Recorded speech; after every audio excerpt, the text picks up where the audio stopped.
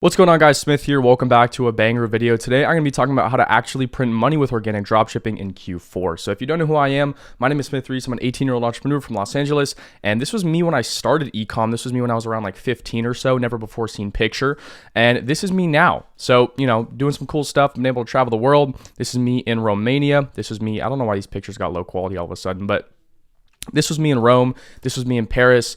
This is me playing Minecraft in a little nice little crib. And a shameless IG plug as well, at RealSmithReese, so follow that. And here's me in Croatia on a yacht. So basically, I want to talk about three main things in this video. So how to identify winning products, how to plan, and actually how to print.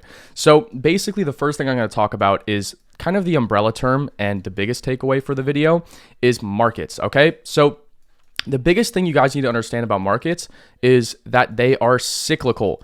So hopefully I spelled this right. I dropped out of high school. Please don't hold it against me. But essentially what cyclical means is that it is going to repeat itself, right? They are repeating. So let me put this in perspective. So 2022 to 2025. So I'd say like every 5 years, essentially, these markets are all identical. So Q1 all the way to Q4, the markets are the exact same. So Q1 of 2022 is going to be the same as Q1 of 2025. And Q4 of 2022 is going to be the same as Q4 of 2025. Does that make sense? So they are identical and they're going to repeat themselves. So that's the biggest thing that I want you guys to understand when it actually comes to ecom is, pretty much this happens with every industry. The markets are identical and they are cyclical. So kind of how to actually find a winning product. You're not reinventing the wheel, guys. You're not reinventing the wheel. You're just doing what worked last year. And I know that sounds so simple, but there's more to it. And obviously I can't just say the blatant, just do what worked last year. It's really not that simple because there are skills and experience and reps that come into it. But it is kind of just, it's simple, but it's hard. Does that make sense? It's simple, but it's hard. So you pretty much can just run whatever worked last year, and it's probably going to print this year. So another thing that I want to talk about when it comes to quarters as well. So whatever product that you ran, so this is Q4, right? Q4, it comes down to positioning. So let me do this properly. So Q4 and Q1. Let's say Q1, you have a buyer pool of, let's just say, 1 million people. So that's 1 million people that are in your niche that you can hit and you can get people to buy. And in Q4, it's going to go to 10 million. So at the end of the day, it's really about positioning when it comes especially to organic. It really comes down to positioning. Now, the reason why we can make so much fucking money, now, just to clarify, this was a guy in Organic Overdrive and he did over $300,000 in like a week and a half or something like that. Two $64,000 days back to back in a row. So you could definitely make a ton of money with organic in Q4. Now, the product he was running, it wasn't very special. It wasn't a seasonal product. It wasn't a, Christmas related product, but it was simply a gift product. Now, everyone is looking to buy gifts and everyone has money to spend. So your buyer pool of Q1, let's say Q1 to Q3 is going to be around 1 million, but in Q4, you can go to 10 to 20. So of course, with more volume, you are going to make more money. And that's why we have this little window to print so much fucking money. Does that make sense? So you're creating micro windows of arbitrage. That's the best way to put it. And your edge is not going to be brute force. It's just going to be how fast you can detect spikes, market trends, and deploy products. Does that make sense? So you need to capture intent before your competitors do, because organic is quick. We move fast, bro, especially the top guys, and it's going to be a kill or be killed world. That's really how it is. So the top 1% of dropshippers make 99% of the money. Does that make sense? The top 1%, we make 99% of the money, and that's just the name of the most dropshippers fail. And if you want to get results that most dropshippers don't get, which is obviously, 50K months and above, then you have to be doing what most dropshippers don't do. It's really about putting in that extra 1% and being creative. And like I said, you really don't have to reinvent the wheel. So the next thing I want to talk about when it comes to markets is going to be angles. So first thing, so let's say you're running a product, right? Let's say you have a niche product. So here's your product. It's a niched product. And then let's say you have a problem solving product. So it just could be like an evergreen, whatever product. So you can run evergreen products in Q4. You don't have, here's the thing. The biggest fucking mistake people make in Q4 is, and I say this video, set a reminder to rewatch this video when, October, September comes, because you're going to need it, okay? So the biggest mistake is people think when Q4 comes around, they need to run Christmas products. That's the stupidest shit I've heard in my life, and I'm sorry. very rarely does it actually work. Very rarely can you find a problem-solving product or such a passionate niche, and that's Christmas is okay, bro. You can, do slippers and all that kind of stuff, whatever you want to do. You want to do the old guy Stitch Clips, Mr. Slippers, and then, do some black hat shit where it's like, donate to our church. Go ahead and do that, bro. I'm not going for breadcrumbs. I want to get fucking a mill. Like, you see what I'm saying? We're going for millions. We're not going for $4,000 this week, bro. You see what I'm saying? So, like, people think that, oh, well, it's Christmas, it's Q4, I need to run a Christmas product. Just because it's like Christmas and Q4 is not Halloween or Valentine's Day or any of the other stupid ass holidays that are throughout the year. Does that make sense? You can run evergreen products in Q4 and make a fuck ton of money, like I said, due to the fact that there's so much sheer volume and the buyer pool is so much more intent. From Qs 1 to 3, you're not going to have that much value per customer. Not like, it's way better to have fewer buyers but higher valuable customers than it is to have, you could play volume or you could pay value. And I talked about that in another video. You guys can watch the other videos as well. But let's get into angles, right? So the craziest thing, and this is going to blow your mind, okay? So put a belt on and tie that shit tight, because it's going to be hard not to take that shit off and start playing with yourself, okay? When it comes to Q4 and you want to run niche products, you don't want to target your niche. I'm going to say that again because a lot of people are not going to understand that. When it comes to Q4 and you want to run niche products, you do not want to target your niche. Understand that. Because when you're targeting your niche, and that's what people do that's what people do year round. People target their niche year round. They want to, let's say I'm running a Harry Potter product, or let's say I'm running a Minecraft product, or whatever, maybe a car product. I want to target. You want to target with the angle of no one who's buying this product in Q4. Like, let me put this in perspective, bro. No one bought this product for themselves. Nobody bought this product for their own cat. These were all gifts.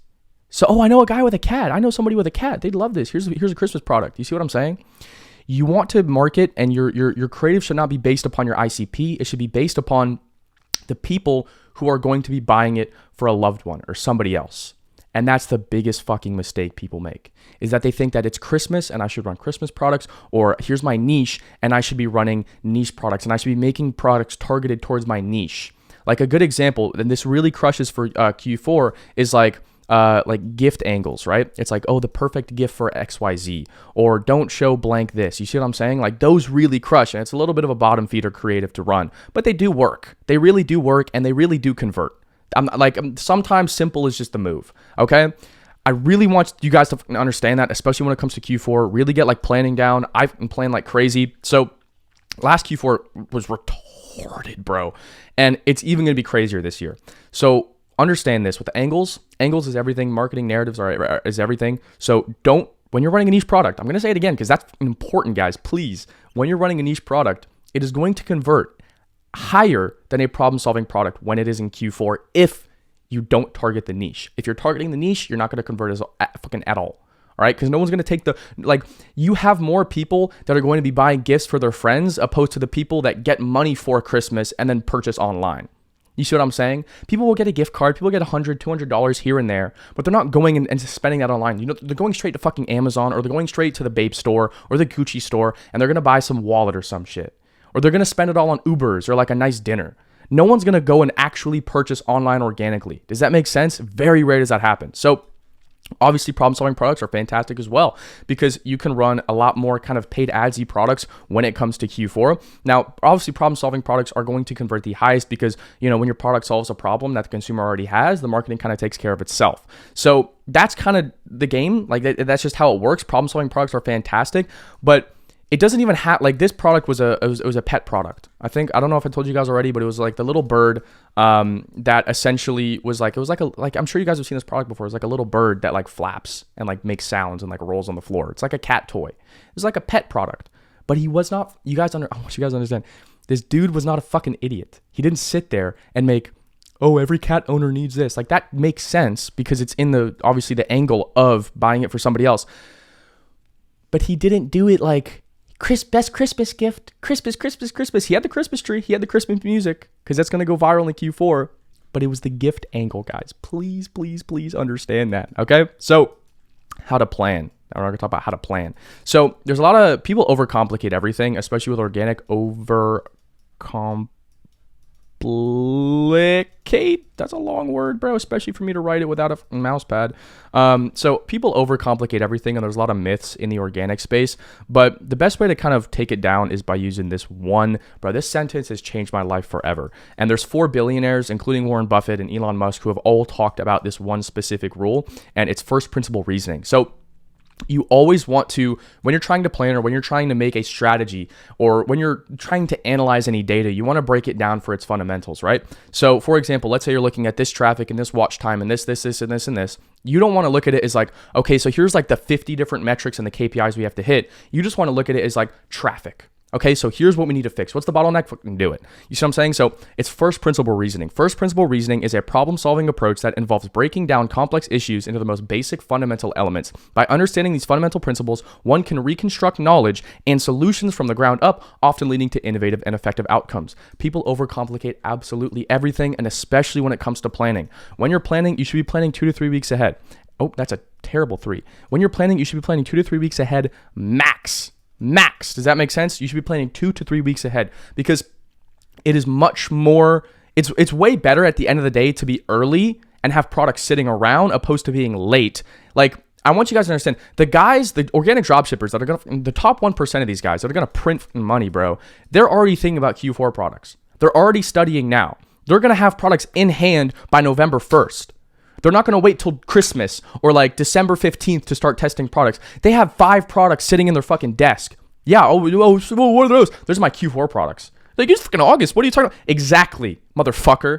That's why I do what I do, and that's why I am where I am, and you are where you are. Sorry to get like that, bro, but it's serious. Stop operating like a bottom feeder fucking dropshipper. Okay, Q4 is here, or Q4 is coming. We're not going for scraps. We're not going for a 10K month here, guys. We're going for a 6-figure fucking week. Do you understand that? So you overcomplicate everything. It's way better to be early and have products sitting than it is to wait and be gone. Okay, like I said, it's a kill or be killed world, bro. Organic is hard. Now, obviously you don't want to go and get so needy and like money grabbing that you start doing the black hat stuff like donate to my church. You know, here's this. That's just straight lying, and that's illegal, and you will be bit in the ass for that. But you can't overcomplicate it. 2 to 3 weeks, you should be planning for everything. You should have Christmas products in your desk, everything ready, accounts warmed by the end of the first week of November. Whenever the fucking Costco or Ralph's, Vaughn's, or Sainsbury's, wherever you're from, Spar, whenever they put up Christmas products, whenever they put those little Christmas decorations in their stores, whenever you go to the grocery store and they have Christmas shit hanging, that's when you know you should have that, bro. I could go to a Whole Foods down the street. It could be September 8th. They're probably going to have some Christmas stuff there.